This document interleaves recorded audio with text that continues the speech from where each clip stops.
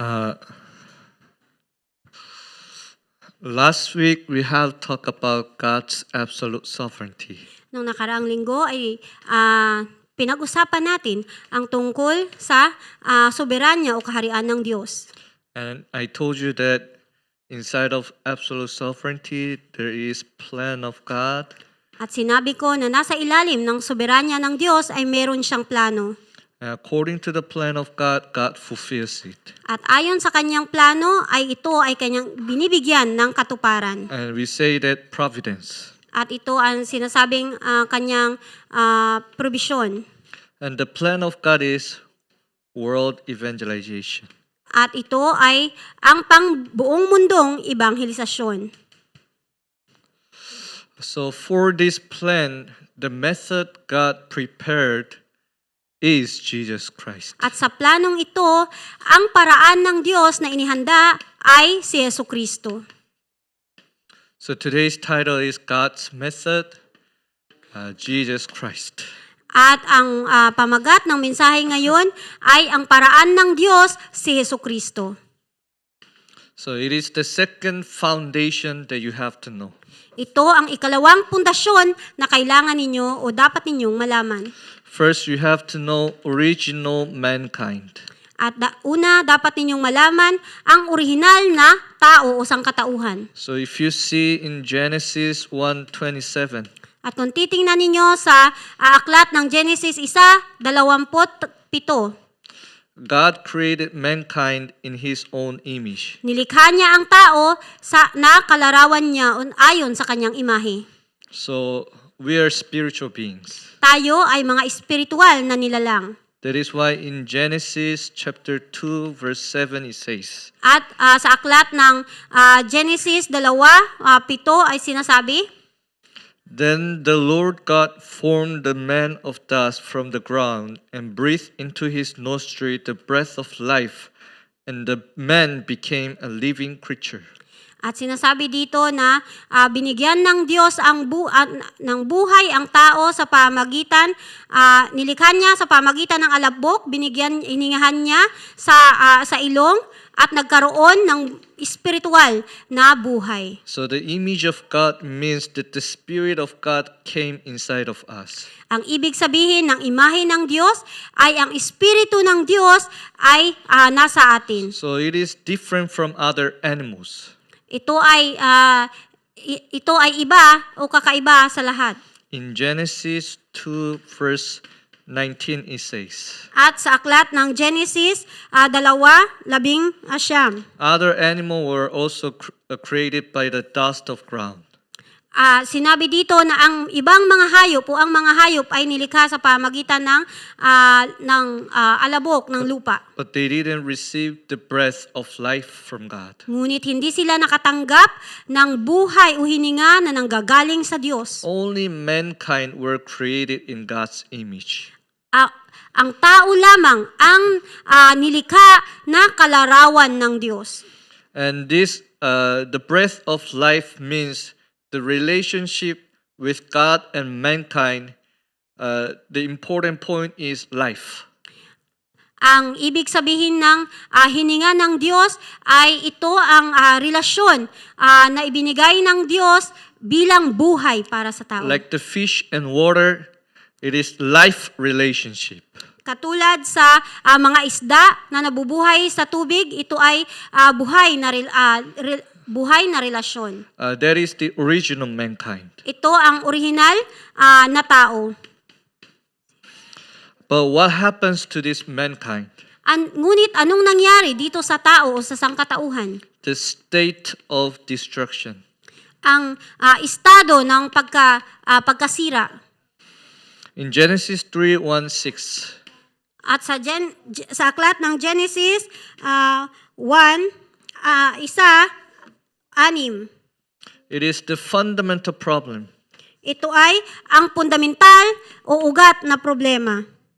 This mankind committed sin and separated from God and bound by Satan. Ang tao ay nagkasala at nahiwalay sa Diyos at nakatali sa kapangyarihan ni Satanas. In Ephesians chapter 2 verse 1, it says that you were dead because of sin and trespasses. At sinasabi sa aklat ng Efeso 2:1 na ang tao ay patay dahil sa kanilang pagkakasala. We are spiritual being, but because of sin, our spirit is dead. Tayo ay nilikha bilang mga espiritual na nilalang, ngunit ang ating espiritu ay namatay. That is why Genesis chapter 6 verse 3 it says, At sa Genesis 6:6, God says that my spirit shall not abide in man forever, for he is flesh. At sinasabi dito, kaya't labis na nalungkot ni Yahweh na nahiwalay ang tao.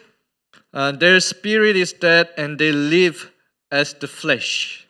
Sila ay may espiritu, ngunit namumuhay sila ng naayon sa laman. That is why they struggle and work hard and they try to have all kinds of material things. Sila ay nagsisipag at naghihirap at ang kanilang focus ay nasa mga material na bagay. That is the age of Nephilim. Ito ang panahon ng Nipilim. What is Nephilim? Ano ba ang Nipilim? They try their best, but their life is captured by evil spirit. Nagsisipag sila at nagtiyatsaga sila, ngunit ang kanilang espiritu ay nasa ilalim ng kapangyarihan ng masasamang espiritu. Still now, people think they are living their own life.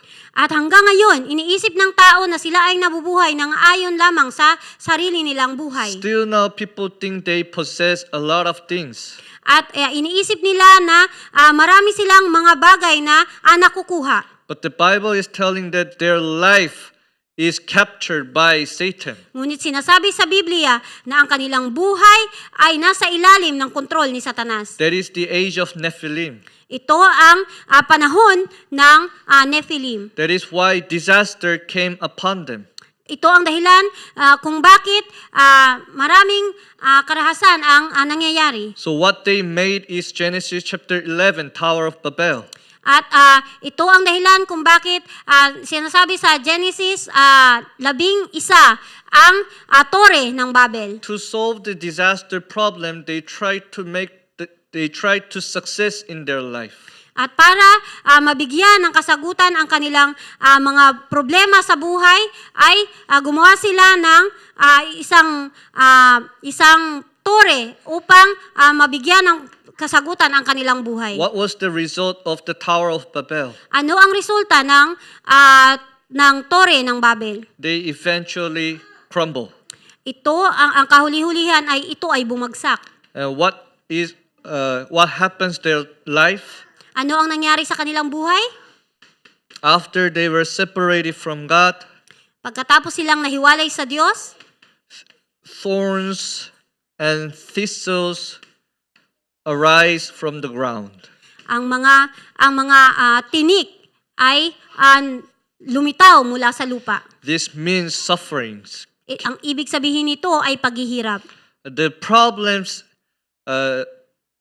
continuously take place in our life. Ang problema ay patuloy na nangyayari sa ating buhay. This is our state right now. Ito ang estado natin ngayon. And people try to find their own method. At ang mga tao ay naghahanap o sinusubukan nilang hanapin sa pamagitan ng kanilang sariling pamamaraan. They try to solve through what? Through their flesh. At sinusubukan nila itong bigyan ng sagot sa pamagitan ng kanilang laman. They cannot solve these spiritual problems. Ngunit hindi nila kayang bigyan ng sagot ang espiritual na problema. That is why they are grabbing hold on to physical method. Ito ang dahilan kung bakit pinangahawakan nila ang mga pisikal na pamamaraan. That is why they emphasize good deed. At binibigyan nila ng diin ang magaganda ang paggawa ng mabuting bagay. Do many good deed. Gumawa ka ng napakaraming mabubuting bagay. And tell people to do not commit sin. At huwag kang gumawa ng masama. Don't commit sin anymore. Huwag ka nang gumawa ng masama. Some people, because they don't want to commit sin, they live in the cave for their whole lifetime. Ang ibang mga tao, dahil ayaw nilang makagawa ng kasalanan, ay naninirahan sila sa kuweba sa hanggang sa sila ay buong buhay nila. They escape from the world and they live in the cave alone, not to commit sin.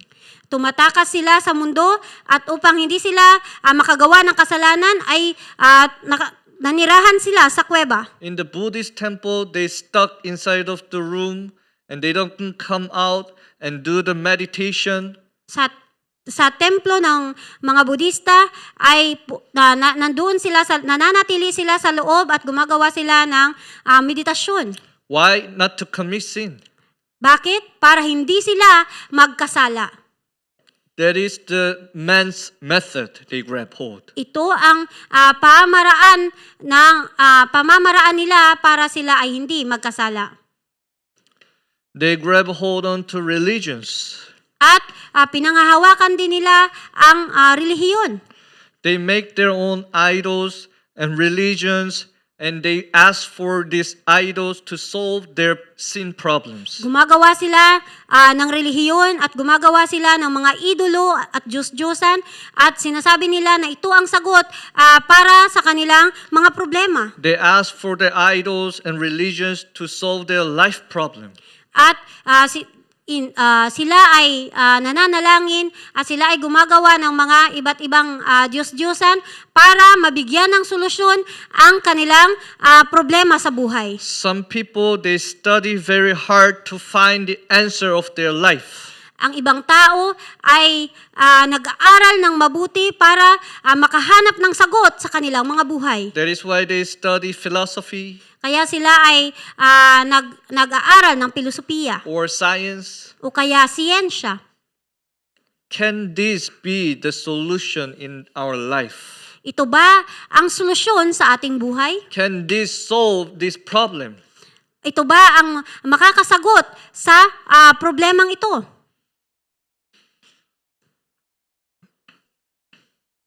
There is tree here. Merong puno dito Also fruits, at merong bunga roots. at merong mga ugat. It seems like it is a good tree. At kung titingnan natin, ito ay parang magandang puno. But the problem is we cannot see, but these roots is dead. Ngunit ang problema dito ay hindi natin nakikita ang mga ugat. What will happen to this tree? Ano ang mangyayari dito sa punong ito? Outside, it is okay. Sa labas ay makikita natin na maganda at okay lang. But as time goes by, these fruits fall down. Ngunit sa paglipas ng panahon, ang mga bunga nito ay mahuhulog. Leaves started to dry. At ang mga dahon ay mag-uumpisang matuyo. Branches broke down. At mabibiyak ang mga sanga. People give water. At ang tao ay magbibigay ng tubig. People give medicine. At ang tao ay magbibigay ng gamot. But it cannot be solved. Ngunit hindi mabibigyan ng solusyon. Because the roots is dead. Dahil ang ugat ay patay na. Human method is only trying to heal the outer part of the tree. Ang pamamaraan ng tao ay sinusubukan lamang nila katulad ng punong ito na panglabas lamang na nakikita ang binibigyan ng solusyon. Later, this tree will dry out. At sa mga susunod na panahon, ang punong ito ay matutuyo And cut off at mapuputulin and burnt in the fire. at susunugin ito sa apoy. What is the problem? Ano ang problema? What is the problem in our life? Ano ang problema ng ating buhay? To the mankind, root is our spirit. Sa tao, ang problema at ang ugat ay ang ating espiritu. And spirit is dead. at ang ating espiritu ay patay. But people are trying to solve with this physical method.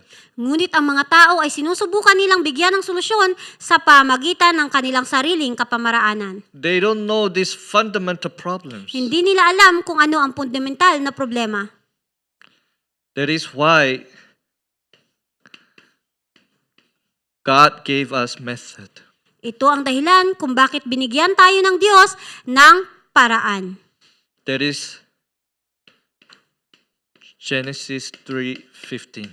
At ito ay makikita sa aklat ng Genesis 3:15. We have no solution for our life. Wala tayong solusyon sa ating buhay. God didn't say Adam and Eve who committed sin and separate from God. God didn't say don't commit sin.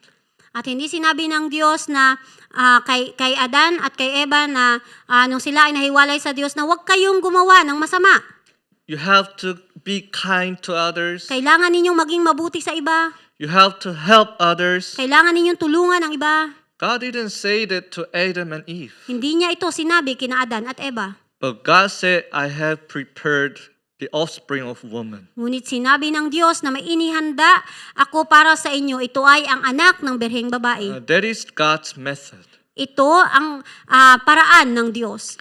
Because only Christ is the king who can destroy the head of serpents. Dahil si Kristo lamang ang paraan upang mawasak ang kapangyarihan ni Satanas. Only Christ is the true king who can save us from the darkness and Satan. Tanging si Kristo lamang ang paraan upang tayo ay makawala sa kapangyarihan ng kadiliman at ni Satanas. Only Christ is the true priest who can solve our sin, curse, disaster problems. At tanging si Kristo lamang ang nagbigay ng solusyon upang na siya na naging totoong pari upang tayo ay mapatawad sa ating mga kasalanan at makawala sa sumpa. How? Paano? Through His blood. Sa pamagitan ng kanyang dugo. Only Christ is the true prophet who becomes the way to meet God. Tanging si Kristo lamang ang totoong propeta na gumawa ng daan upang tayo ay makabalik muli sa Diyos. It is not just a way. Hindi lang ito daan. In John 14:16, the way of life. Sinasabi dito sa aklat ng Juan 15, 16 na siya ang daan ng buhay. Because our spirit is dead. Dahil ang ating espiritu ay patay. If our roots is alive, Kung ang ating ugat ay buhay, even the tree cut down, kahit ang puno na ito ay pinutol, because it has life, dahil ito ay may buhay, the sprout will come out. at ito ay uusbong at lalabas ang usbong nito. It will become tree. At ito ay magiging puno. That is life. Ito ang buhay. No matter how much we have scars, Kahit gaano pa karami tayong mga sugat, at the moment when we accept Jesus Christ, at sa oras na tinanggap natin si Jesus bilang Kristo, the life of resurrection will make us revive. ang buhay na nabuhay na maguli ay maipapanumbalik sa atin. That is why in John 1:12 it says, Ito ang sinasabi sa aklat ng Juan 1:12. those who accept Jesus Christ will become children of God. Kung sino ang tatanggap kay Jesus bilang Kristo ay magiging anak ng Diyos. 1 John 5:12 it says, At sinasabi sa unang Juan 5:12, those who has son has the eternal life. kung sino ang merong anak ay siya ang magkakaroon ng buhay na walang hanggan. When we accept Jesus Christ,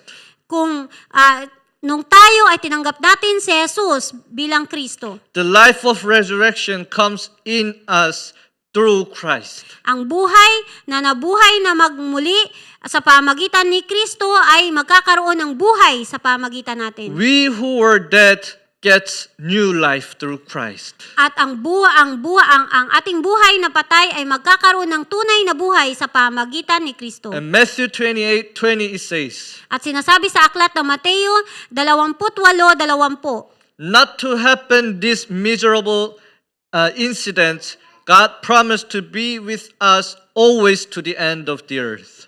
para hindi na magkaroon ng hindi na natin maranasan ang kaparusahan, sinabi niya na siya ay sa atin hanggang sa dulo ng daigdig. To fulfill the plan of God, Upang maisakatuparan ang plano ng Diyos, the method God prepared is Jesus Christ. ang paraan ng Diyos na inihanda ay sa pamagitan ni Hesukristo. Conclusion. Konklusyon.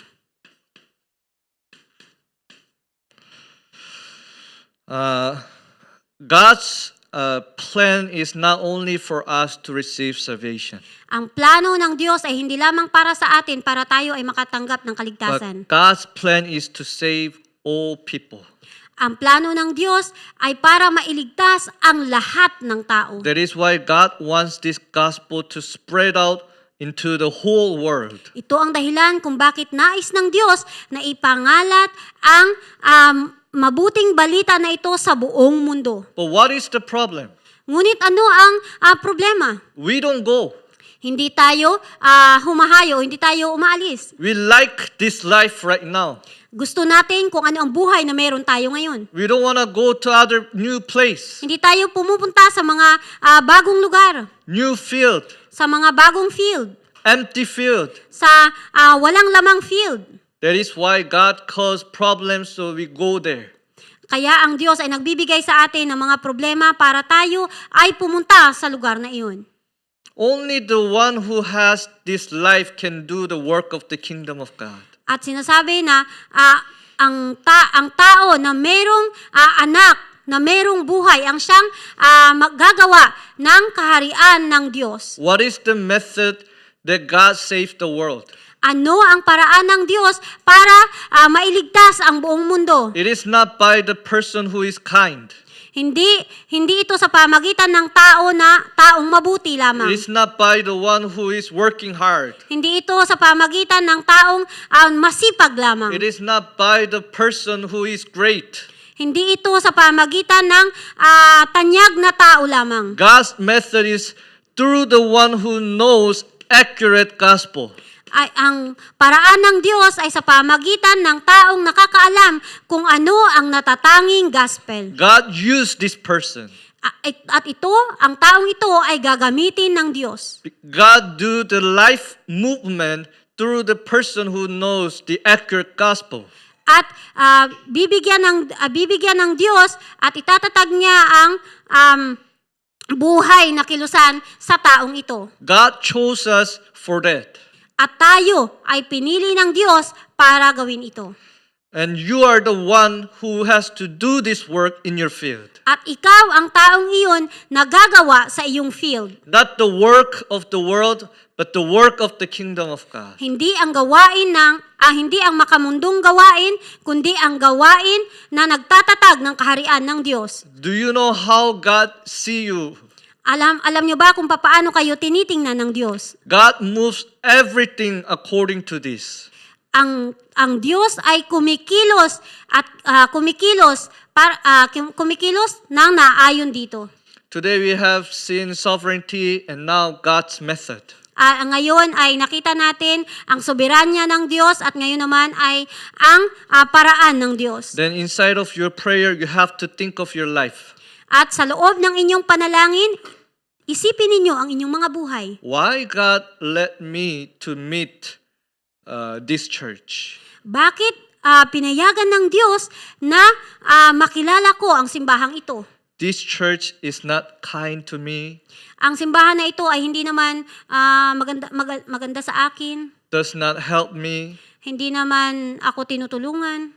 But why God allowed to meet this church? Bakit binigyan ng Diyos ng daan para makilala ko ang simbahang ito? It's the church that is telling the only gospel. Dahil ito ang simbahan na nagbibigay ng natatanging gospel lamang. Other church can do these things, Ang ibang simbahan ay gagawa ng mga ganitong mabubuting bagay. but our church is for only evangelism and missions. Ngunit ang ating simbahan ay para lamang sa misyon at sa pagpapalaganap ng In ebanghelismo. the stream of my life, how I came to this place. Sa daloy ng aking buhay, paano ako nakarating sa lugar na ito? Why I'm born in this age. Bakit ako ipinanganak sa panahong ito? Why I am in this church. Bakit ako nandito sa simbahang ito? Why I am in this field. Bakit ako nandito sa field na ito?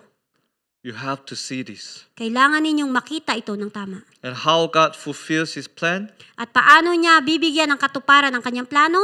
He gave His only Son, Jesus Christ, Ibinigay to niya ang us. kanyang bugtong na anak na si Jesucristo. And Jesus said, At sinabi ni Jesus, I have the authority of heaven and on the earth. meron akong otoridad sa langit at sa lupa. Let us pray. Tayo'y manalangin. Father God, thank you very much.